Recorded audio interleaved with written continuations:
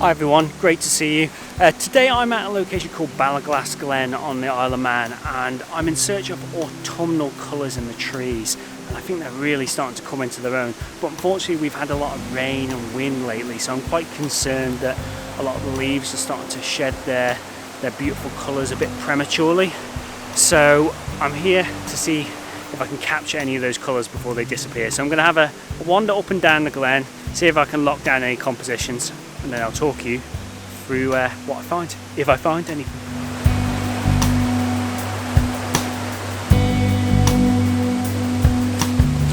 You'll have to excuse the raging torrent of water. We've got quite a big waterfall just here, and we've had a lot of rain recently. But I think I might have found my first composition here in the glen. You can see just behind me we've got this little delicate cascade of water. My camera is set up really quite close to it, close to the water's edge. And I think what's catching my attention here is, in this raging kind of river, a lot of the sort of rapids and the waterfalls, they're kind of flowing a little bit too fast. The highlights are getting blown out and all that foamy white water.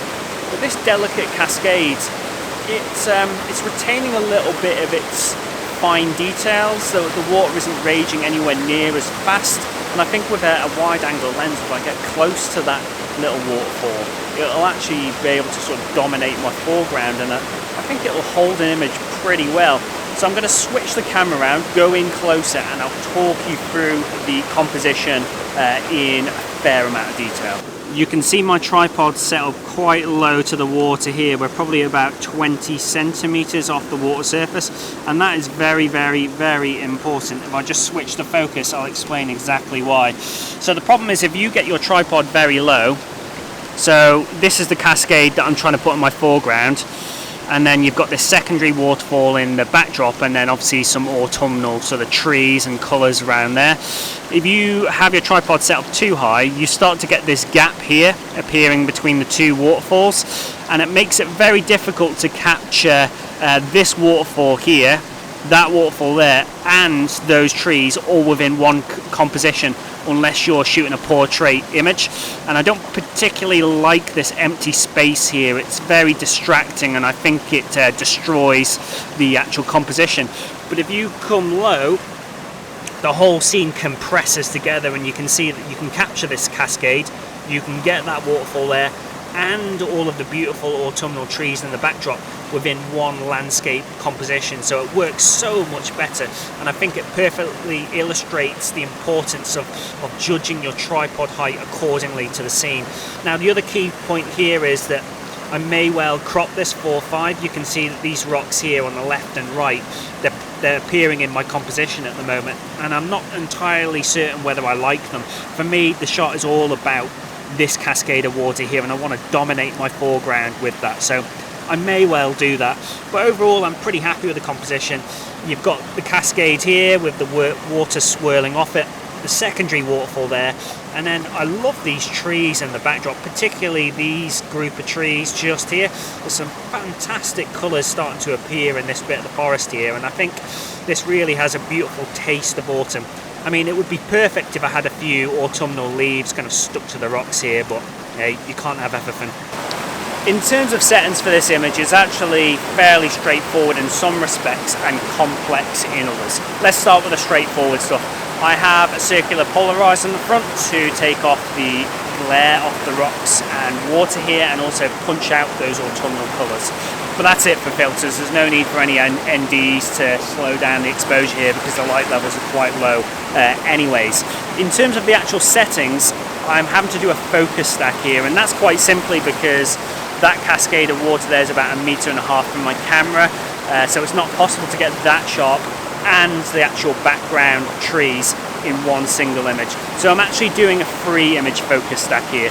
The foreground, the cascade of water, I've exposed that at f8 about 1/3 of a second, and ISO 320. I needed to raise the ISO a little bit higher than I usually would, just to get that shutter speed that little bit quicker, because I just wanted to pick up more detail in that water. The image is also taken at about 45mm. Now in terms of the other exposures within my focus stack sequence, the other image I focused into infinity, so that's focused back on the trees there. That was taken at about f11. I can't remember exactly what the shutter speed was, but it wasn't particularly too important because there wasn't any movement within that part of the image that I was that bothered about, essentially. And then the key point here is, in my experience, when you're focus stacking areas where there's a clear separation between the foreground object and the background object, it can be really hard to get that boundary transition between them clean.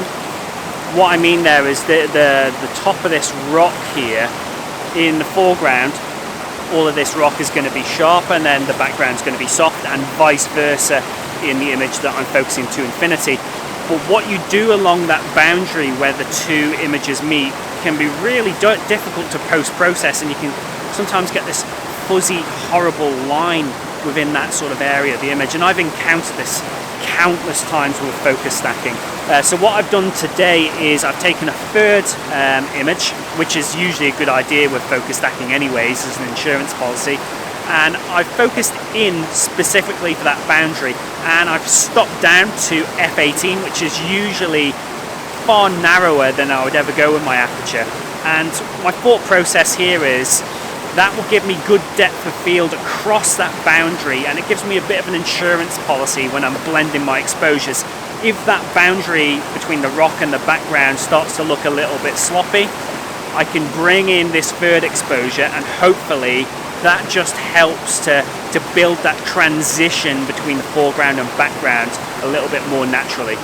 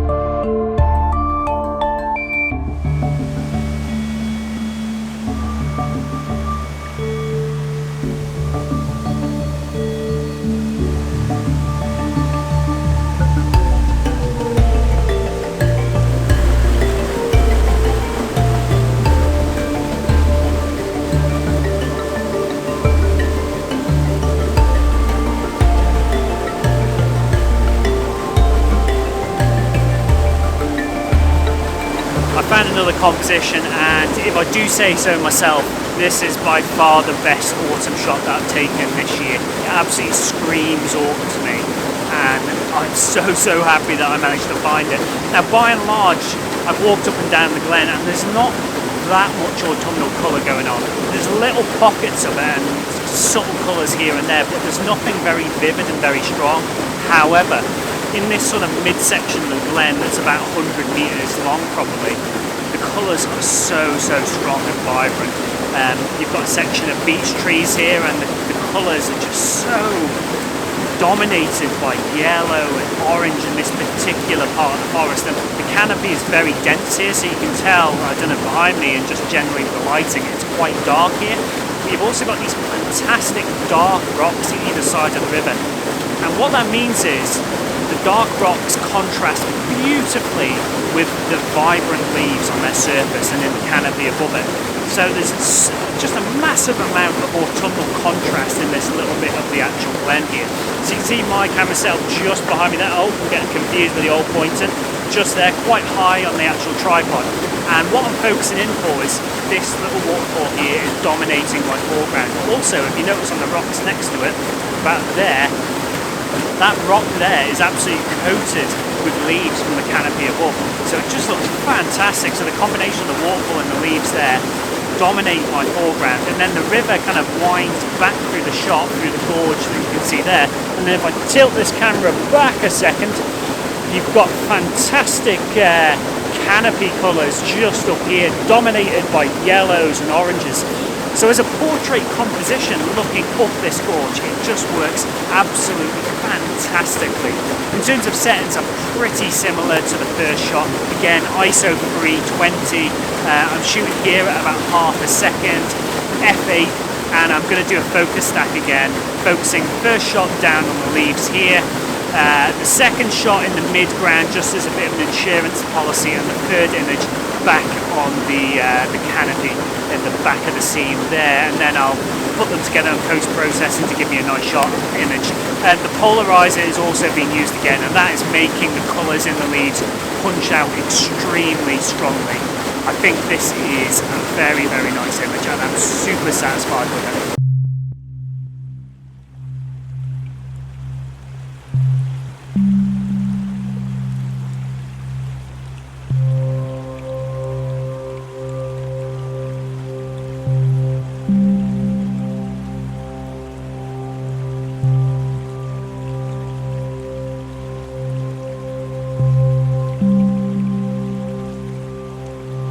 One thing that I just forgot to mention on that last image is I took another exposure of 1/5 of a second specifically for the bottom left of the composition where all that raging water was. I was finding that the highlights were blowing out and it wasn't really capturing any detail in that part of the image. So the 1/5 of a second achieved two things. It let in less light, so those highlights were not blowing out quite as severely, and it captured a little bit more detail in that water. So I'm going to blend in that extra exposure specifically for that corner of the image.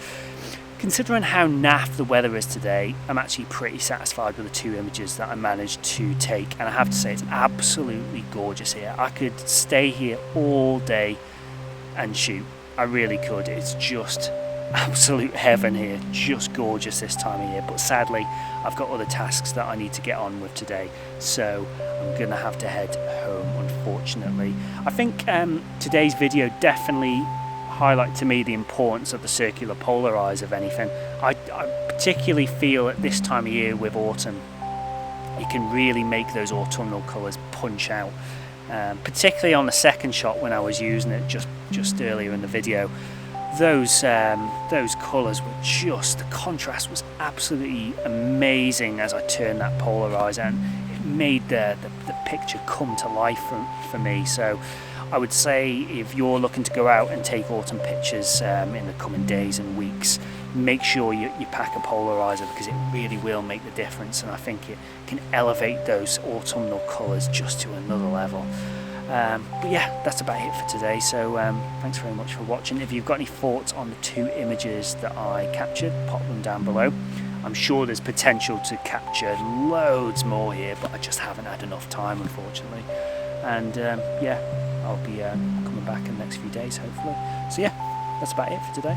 Thanks very much for joining me, and I'll see you soon for some more autumnal shooting. Goodbye.